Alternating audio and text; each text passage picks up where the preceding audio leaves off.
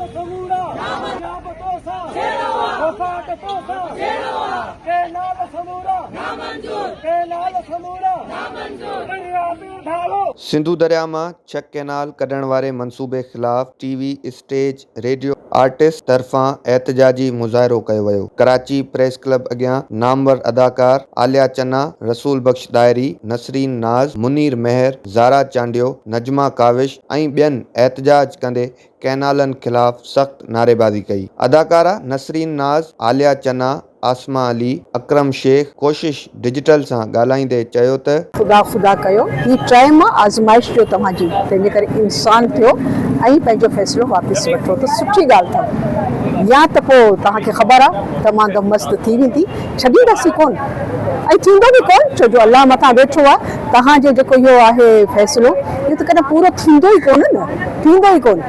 हाणे तव्हां ॾिठो आहे ऐं जेकॾहिं कुझु ॾींहं ॿिया थिया त सभु तव्हां जूं इहे मशीनियूं, इहे जेके बि तव्हांजा जनरेटर वग़ैरह सभु सड़ंदा, कुझु कोन थींदो सुधरो।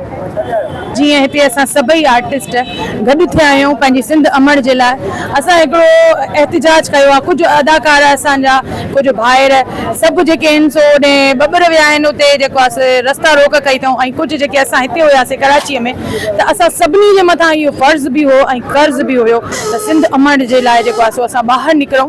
सो अॼु असां एहतजाज करणु आया आहियूं ऐं असां उन्हनि खे ॿुधाइणु आया आहियूं त सिंध जेको आहे सो निंदड़की न आहे, उनजा वारस अञा वेठा आहिनि ऐं जेसीं ताईं हिकु बि सिंधी जीअरो आहे तेसीं ताईं असां विढ़ंदासीं, हर मोड़ ते विढ़ंदासीं। मां आसमा अली ऐं मां हिकु सिंध न्याणी आहियां ऐं इन टाइम ते जेको आहे सिंध धरतीअ ते, सिंध माउ ते असांजे पाणीअ ते जेको हमिलो थी रहियो आहे इहो असांखे नामंज़ूर आहे।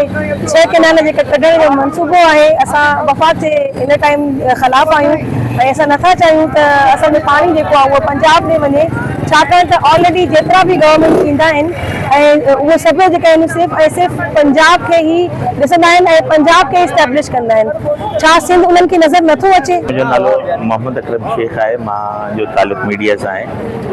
असल में ॻाल्हि इहा आहे त हीअ जेका जंग आहे, पाणीअ जी जंग आहे, नाजाइज़ असांजो पाणी ते कब्ज़ो थी वियो आहे। दुनिया खे ख़बर आहे असां अमन पसंदि माण्हू आहियूं, असांखे त जहिड़ो कंदा ई असांखे हरू भरू जेको आहे रोडनि ते आंदो वियो आहे, इहा अगरि साज़िश आहे, प्लानिंग आहे। ऐं नंबर ॿी ॻाल्हि, जेसि ताईं इहे दरिया जा फ़ैसिला वापसि न थींदा इहे माण्हू ईअं ई रोडनि ते वेठा हूंदा, छो जो पाणी जीवन आहे, जीवन आहे त कुझु बि न आहे। एहतजाज कंदड़ अदाकारनि पुरज़ोर मुतालबो कयो त सिंधु दरिया में गैरकानूनी कैनाल कढण वारे फ़ैसिले खे फ़ौरी तौरु वापसि वठी नोटिफिकेशन जारी कया वञनि।